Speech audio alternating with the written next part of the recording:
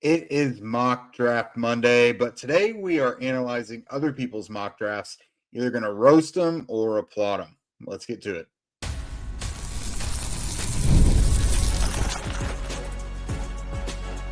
You are Locked On Colts, your daily Indianapolis Colts podcast. Part of the Locked On Podcast Network, your team every day. All right. Thanks for tuning in and making us your first listen of the day. This is your daily podcast covering your Indianapolis Colts, part of the Locked On Podcast Network, your team every day. And this episode is brought to you by Monarch Money. Take control of your finances now with Monarch Money. Use code LOCKEDONNFL at monarchmoney.com for 50% off of your first year.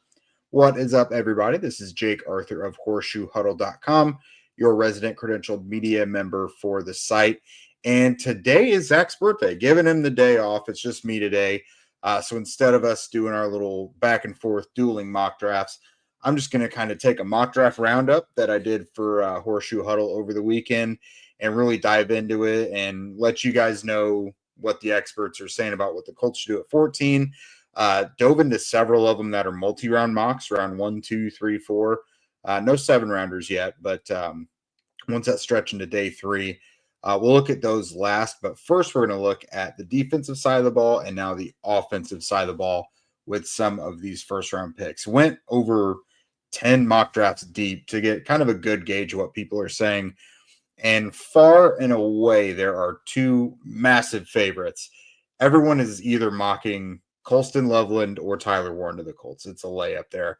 But a very interesting name has kind of crept up that I've seen for the first time mocked to the Colts this in the last week, and that is LSU offensive lineman Will Campbell.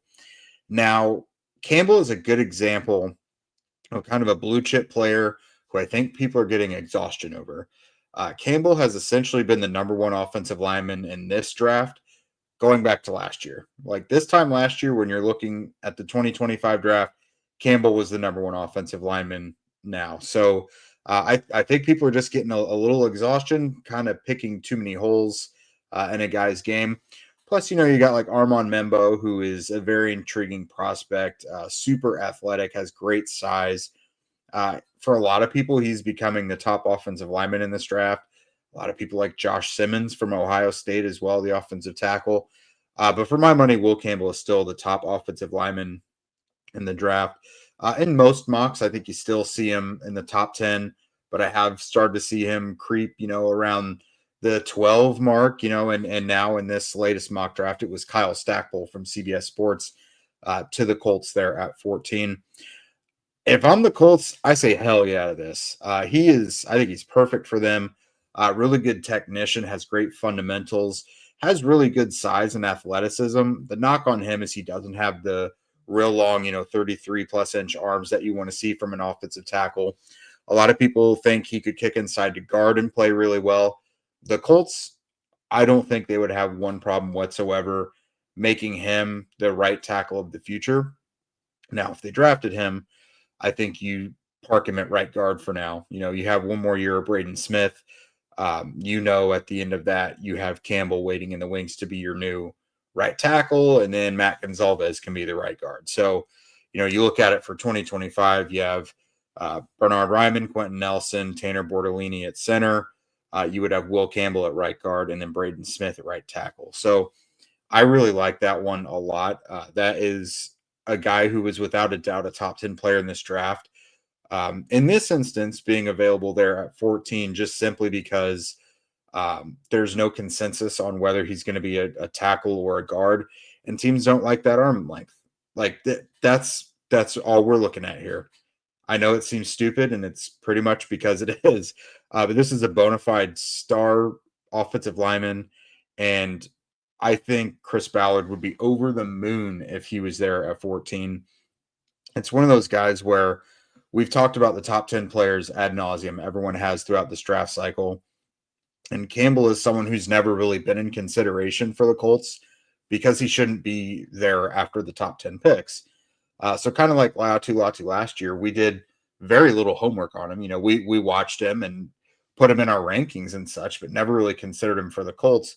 That's because he was never really supposed to get past the top 10 or like number 8 to Atlanta.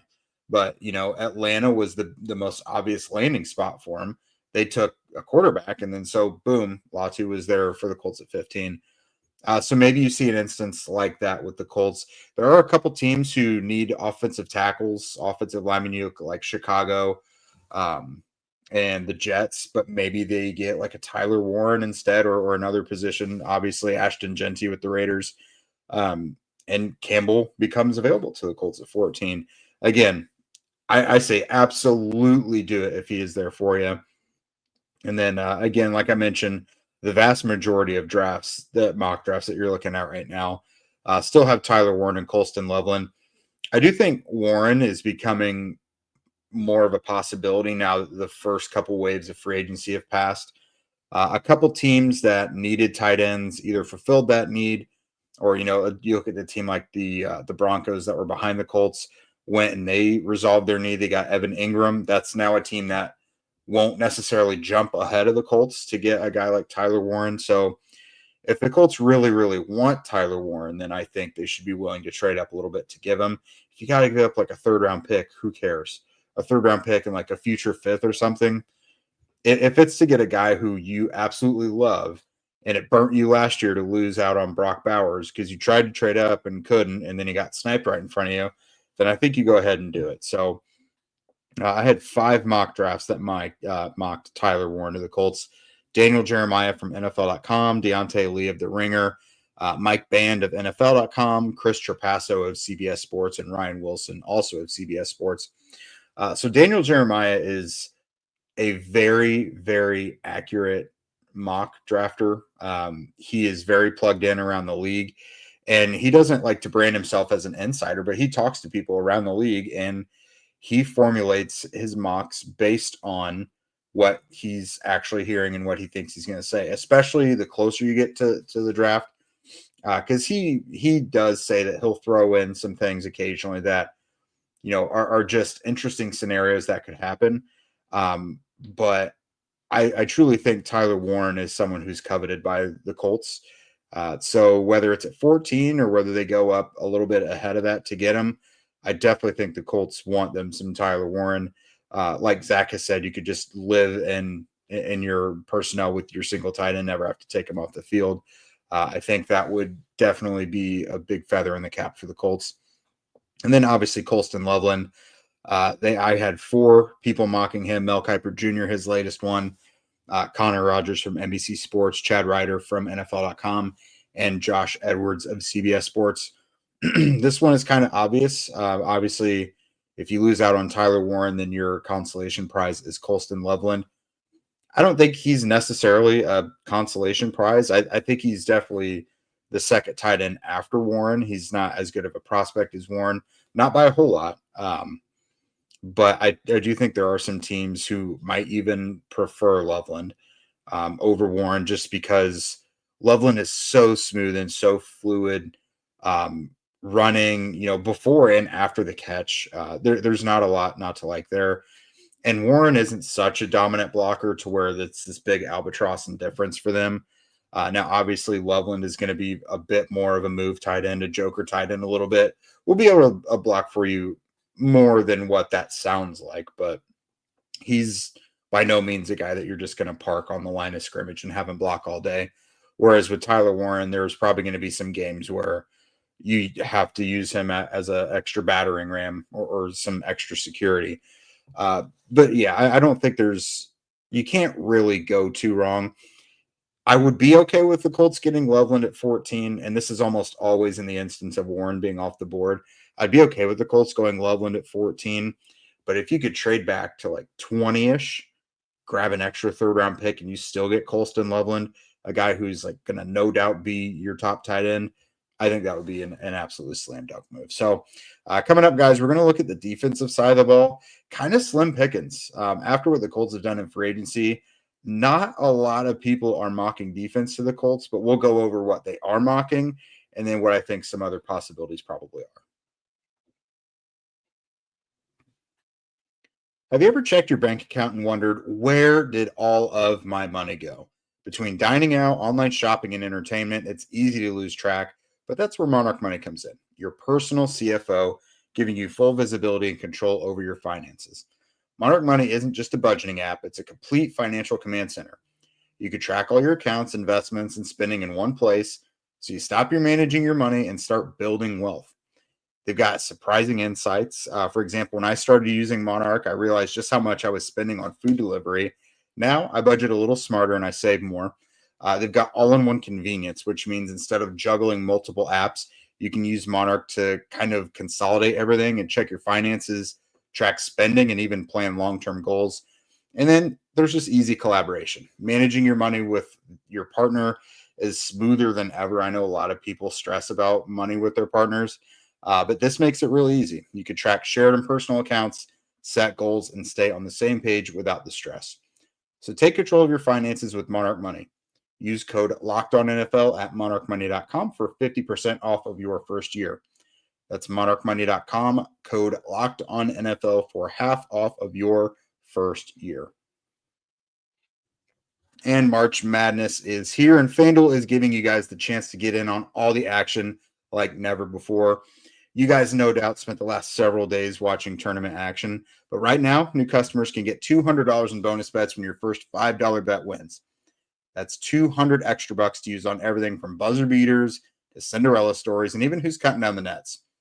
I like to pick my favorites. I've got an eye on a few underdogs this year. My bracket is still respectfully in place. I only put out one this year, so I didn't want to put too many irons in the fire.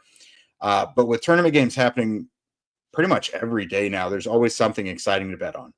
The FanDuel app is simple to use, and when I win, I get paid instantly. There is no waiting around because there's nothing more frustrating than winning money but not being able to get your hands on it. So visit FanDuel.com and get in on the college hoops action all tournament long.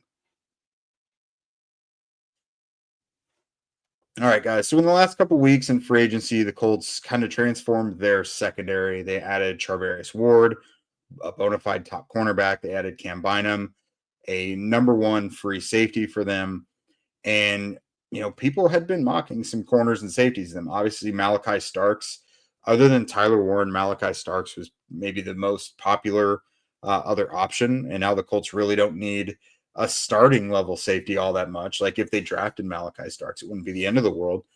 But you have some linebacker, you have a little bit cornerback. But yeah, in the about a dozen mocks that I looked at, Jihad Campbell was an option.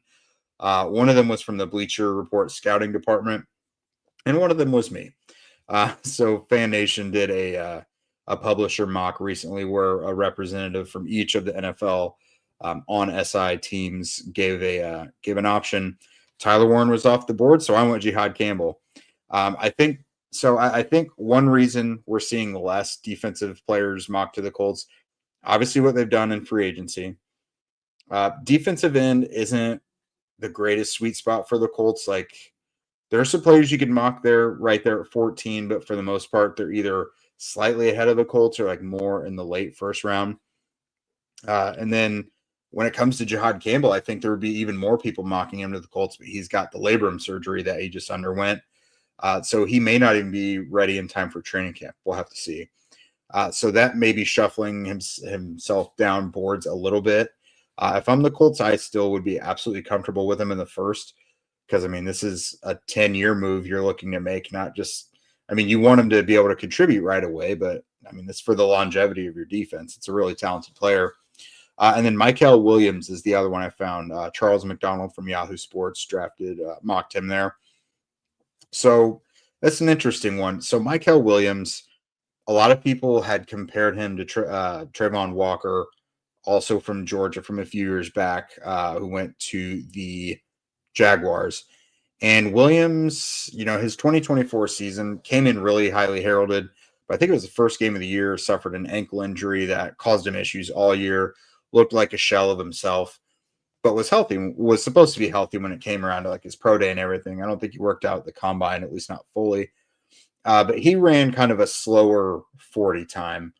You know, a lot of people thought he was going to be like this big height, weight, speed super freak again, like Walker, who went to the Jaguars, but that's just not how it turned out. The more I think about it and the more I look at what his athletic profile really is, he kind of seems to me a little bit more like a Dayo Adengbo type. Again, big, violent, explosive, long. He's not got like the elite speed on tape. You could see him closing in on guys, but he's not going to have like incredible long speed. But I mean, he's an edge rusher. Why would you really need him to be? You want that 10-yard split. You want that explosion and the jumping scores. So yeah, he could set an edge better than Dio can, because Dio's still more of a pass rusher than he is run defender. But I kind of like that comp the more I think about it. Mykel Williams being kind of similar to Dio Dengbo. And the Colts did happen to lose one Dio Dengbo this offseason in free agency. So do with that what you will. I don't know how I feel about that one. I don't love that option there at 14 personally. There's just other guys I like a little bit more. But I mean, you guys tell me, are you Mykel Williams fans or not? So that was it. Campbell and Mykel Williams. So it got me thinking, what other defenders are going to be options for the Colts? Obviously, they still want to work on both sides of the ball. They've done good work really on both sides of the ball so far in free agency. Again, they obviously got those two big starters. They got their competition at quarterback. They did get Khalil Herbert at running back. They still need some help on the offensive and defensive lines too, I think. But overall, I think there's a lot of options still out there for them on the defensive side of the ball in the draft. One of my favorite guys that I pretty much never see him mocked to the Colts anymore, and I've seen him mocked before, around the spot they should be at, and after, all over the first round. Jalen Walker from Georgia, somewhat similar player to Campbell, just probably not as refined and violent. Like Campbell is an attacker and is very, very sure of himself. Walker is very athletic and gets to the ball as well, and can affect things in a lot of ways. If you think of Walker as, so they're both players who can play off-ball linebacker and do some stuff on the edge. Campbell is more home at linebacker, and then you could put him at edge on passing downs. If you had to do that with Walker, he'd probably be more of an edge, and then you could put him at off-ball and do some stuff in pass protection. So they're a little bit of the inverse in what their specialty is, but they are still similar players, if that makes sense. But still, I like both of them quite a bit.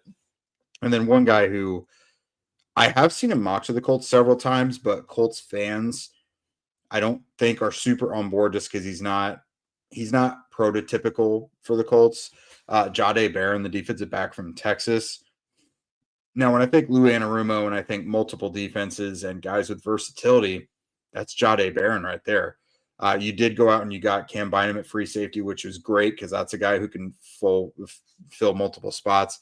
Free safety, he could play in the slot. He can play out wide if you need him to. That's what he used to play back in college a bit. So Jahdae Barron, that's the same thing. He's an outside corner. He could play the slot. He could play safety. He could play in the box a little bit. He can do really whatever you want, and he does it at a high level. I think if we were talking about a guy that was 6'1", 200 pounds, he'd be an easy top dozen pick for everybody. But everyone's in love with his game and his tape. But there's apprehension because he's one of those guys that's about 5'10" and under 200 pounds, so he gets kind of the knock there. But I've seen a lot of comps to like Brian Branch from the Lions. I think that's a really good comp. I see a lot of Kenny Moore in his game as well. Just a super smart, instinctive player with natural playmaking abilities, and they're undersized, but they don't play like it. They're willing to get physical. Again, they don't back down from anything. You do see a lot of smaller guys kind of shy away from contact and things like that. Barron is not one of those guys. Next up, Will Johnson, the corner from Michigan. He is still going to have like a private workout for teams, like a personal pro day basically coming up. There were some injury concerns. There are some long speed concerns. But he's a big physical shutdown corner. He's got some ball skills as well. He didn't have his best tape in 2024. So I think I think he's kind of up in the air for some people. He's kind of the cornerback version of Malachi Starks when it comes to, there's undeniable elite tape out there on him, but is not coming off his best year, and has made more plays earlier in their career than they just most recently did. But it just takes one team. Johnson could go in the top 10 or he could go in the 20s. No idea. but I do think the Colts would be a good fit for him. And then you're looking at a couple safeties. I don't think Malachi Starks should be totally taken off the board because you got Malachi Starks and Cam Bynum. That's two somewhat similar guys, very versatile, can wear different hats. They've got good ball skills and playmaking ability.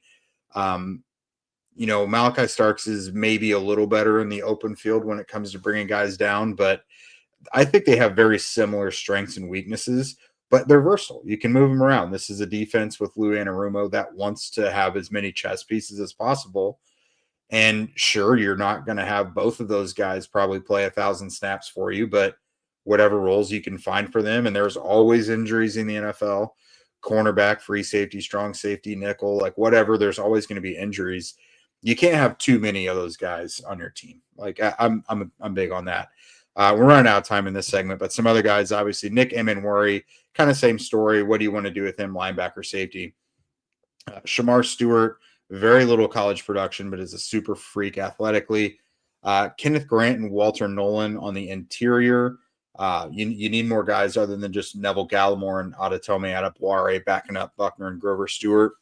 And then Donovan Azaraku is a very, very interesting one. Very Chris Ballard type edge defender. And we're not talking about him at 14, but I don't think it's out of the realm. It should be considered a possibility. I would never rule out a draft pick like that when it comes to Chris Ballard. So coming up, guys, we talked offense, we've talked defense. I'm going to dive into some of these multi-round mocks now. We've got several round 2, 3, 4 picks. What are people saying? All right, so I'll give you guys a couple. I'll give you 3 round 2 picks, 3 round 3 picks. Actually, can't count. 3 round 3 picks, and then 1 round 4 pick. Someone went the extra distance and went 4 rounds. So these mocks are from Chris Trapasso of CBS Sports, Chad Ryder of NFL.com, Connor Rogers of NBC Sports, and then Chad Ryder is the one that went the extra round with 4. So offensively in round 2, we've got offensive lineman Jonah Savannah from Arizona. Probably going to be an offensive tackle if I had to guess. Don't love his game personally. I don't love him there at 45 for the Colts. I'll say that. I'd be more comfortable with him as more like a 3rd round guy. He's fine. Just doesn't do it for me as opposed to some other guys who are probably going to be on the board. Next up is another one I'm not an enormous fan of, especially at 45. That's edge defender Jack Sawyer from Ohio State. I just think there's going to be probably better guys on the board, and you don't have to take an edge defender there at 45 either. Sawyer is more of an edge setter and run defending defensive end than he is like a top end pass rusher. And the Colts try to get pass rush out of all their defensive ends. Now, obviously, yes, but with some edge defenders, their specialty is setting the edge and run defense. And that's kind of Jack Sawyer. This is very Sam Hubbard-ish of a pick for me. He just didn't really do it as a pass rusher. He's a fine run defender. You have to have those on the roster. It wouldn't be the end of the world if they did that, but I don't love that pick at 45. Donovan Jackson, though, from Ohio State, offensive lineman. This one's super interesting. That guy could be picked within the first 20 picks, but, there at 45, I think is a possibility as well. He's got some really good tape, and, most of his career was on the interior. But when Josh Simmons got banged up for Ohio State earlier this year, he had to kick into left tackle, and he looked really good. So that's a guy, Donovan Jackson. Do you want him at guard? Do you want him at tackle?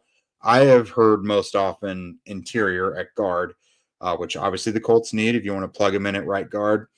That's a great pick to me. I think the Colts are going to get 1, maybe 2 offensive linemen in this draft, and one of them probably gets picked within the first few rounds.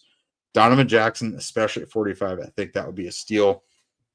And then we're going to continue with the Georgia and Ohio State theme that you're going to see throughout here. Moving on to the 3rd round, Jared Wilson of Georgia and Tate Ratledge of Georgia, also a couple round 3 picks. Wilson, 1-year starter at center, more athletic than he is tough and physical yet.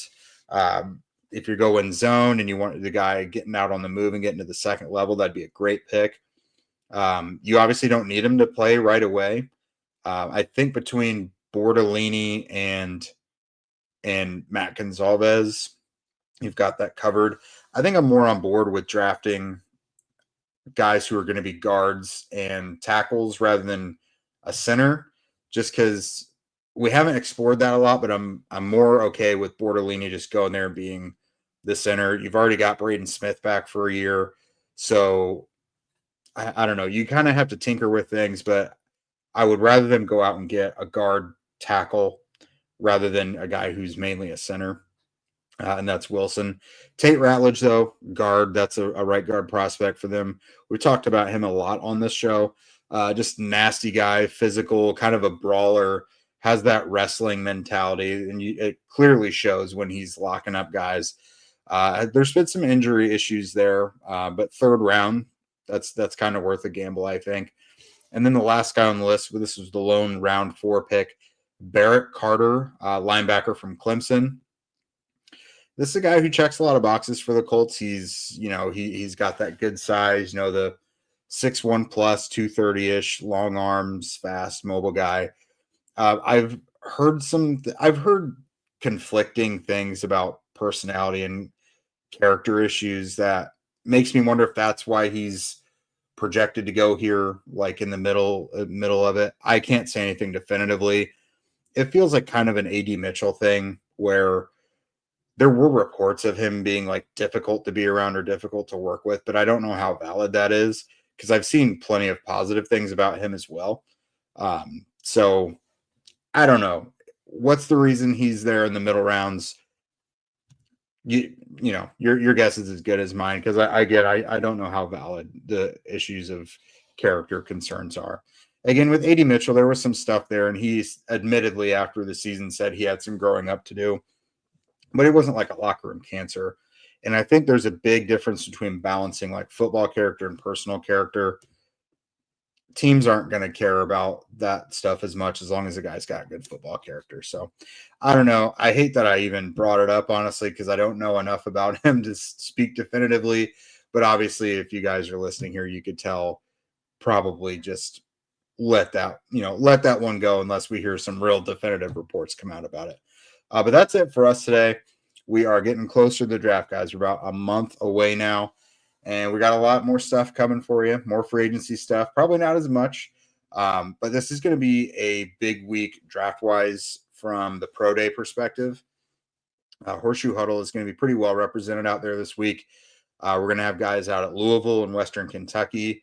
I'm going to be out at Ohio State on Wednesday and then Notre Dame on Thursday. So I'll bring you guys plenty of content on there. Follow me on all social medias. I'll put stuff out on here on the show as well. There'll be interviews and stuff. So anything you guys want to know about the Notre Dame Pro Day, Ohio State Pro Day, make sure you're asking me on here in the comments, on Twitter, on Blue Sky, Facebook, wherever you want to throughout the week. And I'll make sure to get some of that stuff squared away for you. Thank you guys for making us your first listen of the day. Now for your next listen, be sure to check out the Locked On NFL Draft Show with Damian Parson and Keith Sanchez. Now that the season's over, you guys get your latest draft rankings, rumors, and news every day. Find Locked On NFL Draft on YouTube or wherever you listen to podcasts. If you guys want to become a Locked On Colts insider, chat with us directly, get the inside scoop, wonder about what the latest rumors are, how valid things are, just holler at us. Follow the link in our show notes. If you don't already, follow at Locked On Colts, at Jake Arthur NFL, and at Zach Hicks 2 on Twitter. We're also on TikTok and Instagram as well. Zach and I are both individually on Blue Sky. We don't have a show account on there yet. Also, subscribe on YouTube and wherever you listen to podcasts. We would love your ratings and reviews as well. Help get more eyes and ears on the show as we approach the draft. And with that, you guys have an awesome day, and we will see you tomorrow.